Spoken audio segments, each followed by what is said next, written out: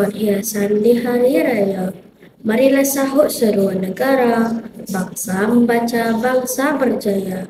Assalamualaikum dan salam sejahtera kepada rakan-rakan pembaca sekalian. Saya Nur Arisha Merah binti Muhammad Hamzah dari kelas tahun 5. Saya bersekolah di Sekolah Kebangsaan Sains Mereka Pelasoro Bangsa Sarawak. Kod sekolah saya YCB 2203. Baru-baru ini saya ada membaca beberapa buah buku yang sangat menarik. Antaranya ialah Duit Tidak Jatuh dari Langit, Aidan Autistik, Ayah Tidak Patut Makan Banyak, Bahaya Salah Guna Media Sosial,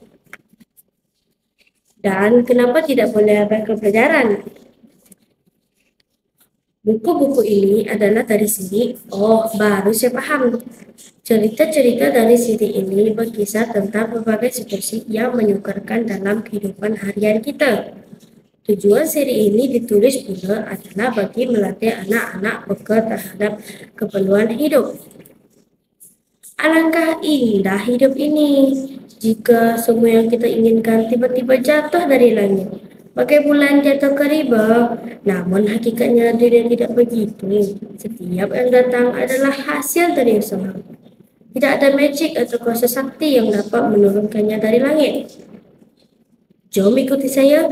Buku yang akan saya kongsikan bersama rakan-rakan bertajuk Oh, baru saya faham. Duit tidak jatuh dari langit. Lihat, menarik kan buku ini?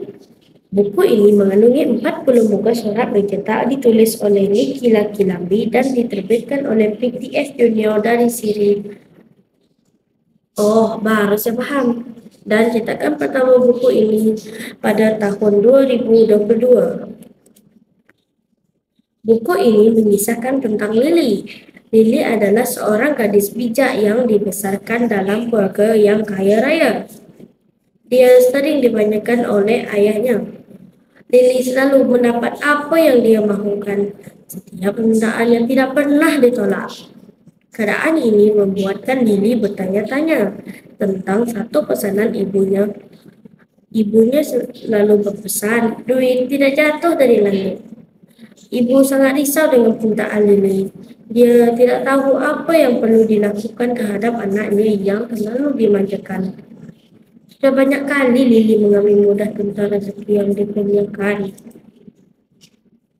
Pada keesokan hari, semasa Lily hendak sarapan, dia terjumpa sekeping uang atas RM50 di dalam bekas makanannya. Ini apa, Ibu? Lily bertanya. Itulah makanan kamu, jawab ibu. Makanan? Ya, mulai sekarang kamu akan mendapat uang belanja sebanyak RM50 pada 2 hari. Kamu gunakan uang ini untuk makan tengah hari di sekolah dan perbelanjaan lain. Lily sedar ibunya tidak akan berhenti sehingga dia belajar mengurus uang dengan cermat. Pada suatu hari, Lily memikirkan cara untuk mengawal kemarahan dan menguruskan keuangannya. Dia mengambil diri dan mula menyenaraikan barang keperluan dan kehendak. Hari demi hari berlalu, lama-kelamaan Lily semakin bijak mengurus perbelanjaannya sendiri. Ibu Lily berasa gembira apabila Lily sudah faham tentang nilai uang dan menjadi seorang yang bertanggungjawab. Lily tidak lagi meminta dibelikan hadiah semasa majlis hari lahirnya, sebaliknya Lily lah yang membelikan hadiah untuk diberikan kepada kawan-kawan yang memerlukan. Ibu dan ayahnya juga sangat berbangga dengan perubahan sikap Lily. Kawan-kawan, banyak nilai-nilai moral yang boleh kita ambil dari buku ini. Pertama, kita tidak boleh membazir. Kedua, kita perlu bijak dalam perbelanjaan. Dan ketiga, kita perlu menolong kawan-kawan yang memerlukan. Keistimewaan buku ini pula ialah yang pertama, buku ini dapat membina minda positif anak-anak. Yang kedua, dapat merangsang minat membaca anak-anak.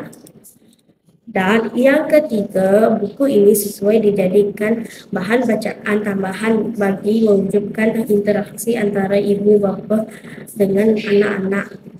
Semoga rakan-rakan mendapat manfaat setelah membaca buku ini. Akhir kata tadi saya hashtag Tekad Membaca Kebangsaan. Hashtag SK Membaca. Sekian, terima kasih.